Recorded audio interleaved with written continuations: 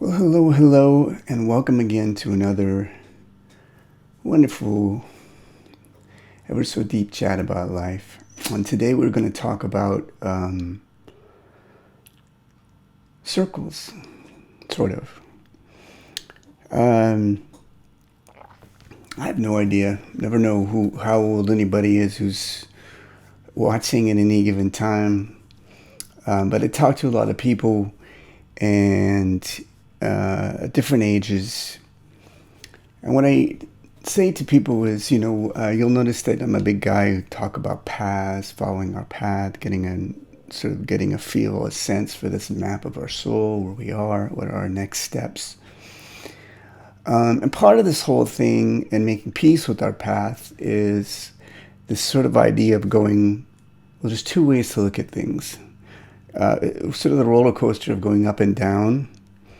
If we look at a path, it's a very sort of thing like a roller coaster track. But there's also these sensations that are forward and backwards.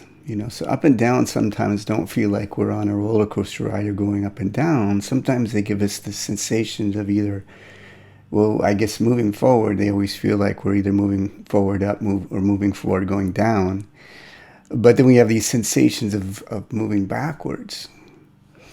So to talk about those sensations, because those can be it depends on what we perceive as backwards, what we're going back to, correct? If we're coming out of a place, we're going back to something that feels more comforting and more positive. We have what I call good backwards.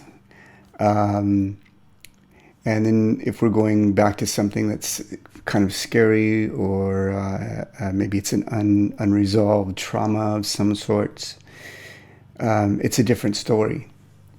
And so there's a lot of different ways we can go backwards in life. And then, of course, we can go into things that are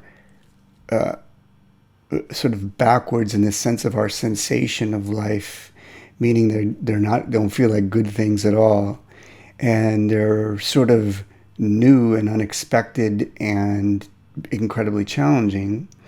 Then we can be drawn into things that are simply resolving. Something is unresolved, so we're drawn back to the past to resolve something, and it may not feel comfortable, but the process is correct and positive if we can stay centered and see what it is that we didn't resolve. That's a very, very, very spiritual thing. Again, I hope that you follow my language. Spiritual is not about religion or being holier than thou. It's just about accepting that we are all in the process of some form of evolution if we choose to look at it that way. And a huge part of that is that when we're drawn into something that feels backwards, that we ask ourselves, is there something here I did not resolve? Is that why I'm here? It's not always the case. That's why we have to be careful. Again, I am very vocal about people I feel are not good spiritual teachers. And some people will always sort of like, well, you're choosing this. You're always choosing this. This is why did you choose this? Why, no matter what you're going through. And on a spiritual level, you're kind of sort of choosing everything. We have to be very, very careful. I always say one of our greatest dangers is this self-punishment. If there's something we're going back to because something's unresolved, if we're punishing ourselves, we'll never resolve that. If there's any sense of self-punishment, we won't be able to be present with it in a way that allows us to overcome that. So let's leave that behind a little, because I don't want to focus just on this thing.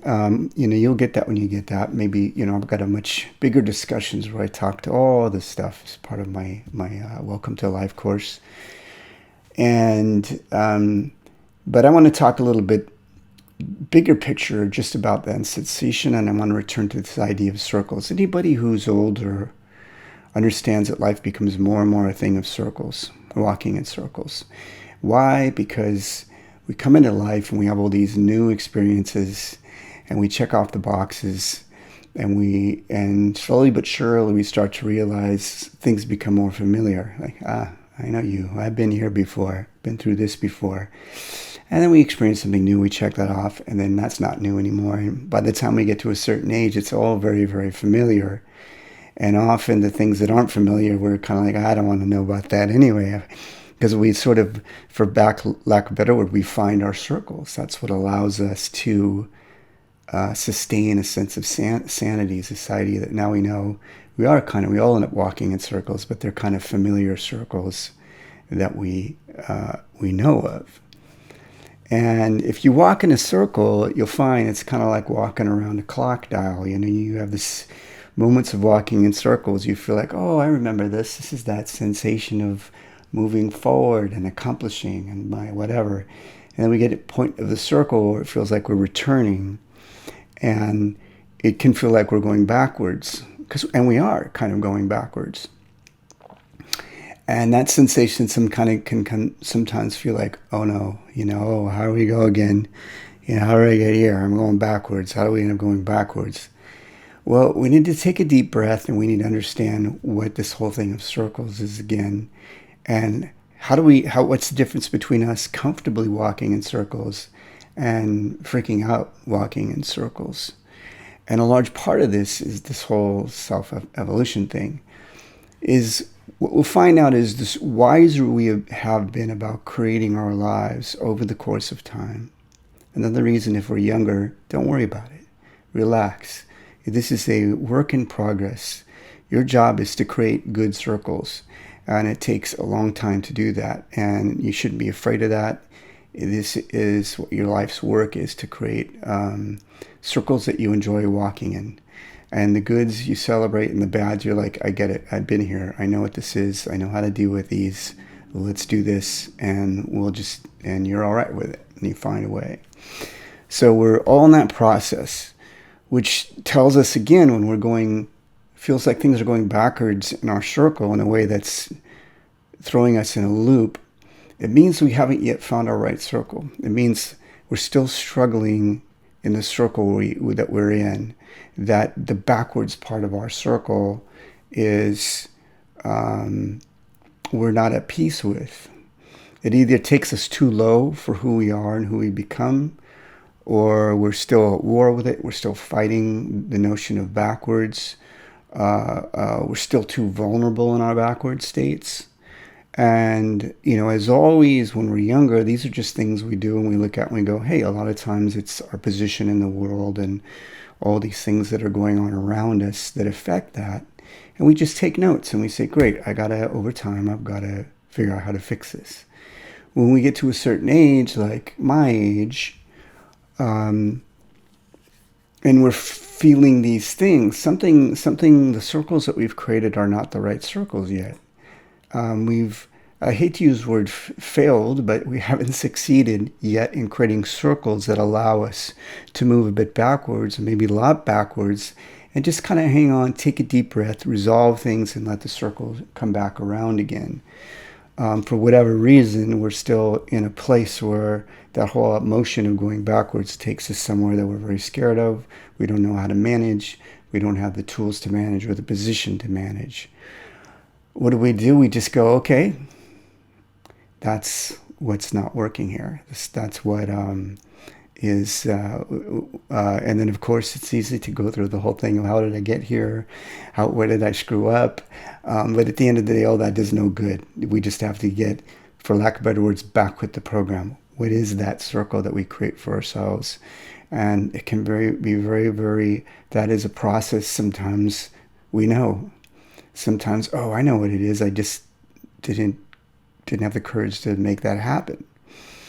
And sometimes we stumble into it or whatever it is. But those circles we have to find. We have to create those circles that allow us to move backward and manage the natural backward movement of life. There is no life that does not end up in circles, that does not have backward momentum. And as I always use this whole metaphor of, the yogi and monk mind, because I just like to have that reflection of that high mind thing. That's something that's always moving forwards and backwards. That's the breath. Inhale, we're breathing in life. Exhale, it would be the equivalent of, positive, negative, life, death, forward, backward. And so there's this sort of recognition in any given moment. Things are living and dying. Things are forward and backward movement. And then we just get on with this process of what does life have in front of us? What are we moving through? And in the end, those sensations of forward and backward they're a little bit of illusions. The more everything in our physical expressions of life, the more we get into the physical expressions, which we all have to, the less they become illusions. If somebody hits us on the side of the head, it's all part of the movie of life, but it's not an illusion. When if somebody were to smack us upside the head, and so the sensations we have with things are always going to feel very, very real, and that's our wake-up call. That we're integrating with life, and we have to figure out how to work with life. And if we didn't have any sensations, we would all just check out. So we're always going to feel that, like current, the ocean, forward and backward movement. But there's, the wisdom. We have to get more wise about how we experience that. And we also have, like I said, we have to remember, the ultimate thing is when we can sort of purge ourselves, get through, for lack of better words, our karma. We can build on our wisdom. We can root ourselves and position ourselves wisely. And in those cases, sometimes, then when we end up in our backwards circles, even sometimes that can even be very rewarding, because we're not really going, we're just going to different, places that we've fortified within ourselves. And backward can still be very, very rewarding. In this whole circle discussion, I want you to, I don't know how I'm going to post this. My paid courses, I'm going to have a whole thing. Like, everybody's got something on meditation and breathing. I'll have mine, of course, and I'll have a whole course on that if you'd like to sign up for that. But I may also post some little things as well. And I would highly recommend looking into walking meditation as a fantastic way to practice this art of making peace with circles of life. And it's just like any meditation, it's crazy simple. And you just need a little room to do it. And like all meditation, the right place to do it, somewhere where you're not under stress and there's some calm and silence. Maybe there's a group around you where people practice walking meditation, and you don't have to give your life to a crazy cult, a leader, or buy tickets for a spaceship to another galaxy to participate. Not all Buddhist groups practice walking meditation. Some do. Slowly Ripening, a group affiliated with Plum Village, Thich Nhat Hanh. If you have anything associated with that around you, check them out. Very, very, very wonderful, beautiful practice of to me, just Buddhism done right, in the right way, from the right place. A lot of heart, a lot of calm. Very, very, very special organization. I've got, a handful, less than a handful, that I really, really preach. And I can go walk into a room and I just feel like I know these people really, really got it right. They're one of them. Walking meditation is a fantastic way to reiterate this. But anyway, if you feel like you are walking backwards, take a deep breath and remember, it's part of life. It's part of the ebb and flow. If it feels like something that's freaking you out, just go, this is something I need to work on. This is a part of my life, because this is never going to go away. It's how the circles we're in and how we're going through that process of going backwards, how we're experiencing that, how it's affecting us, how vulnerable we are in those states. What type of backwards? Are we going all the way back to dark, traumatic things we haven't resolved yet? Or have we taken the time to bring some understanding and wisdom so that when we come back, those things they're not so scary, and they're not like these little, dark claws trying to drag us into an abyss of, darkness. They're just simply things that we now understand. We're okay with them and we can move back. So that sensation is always sort of helps us to grow and purge.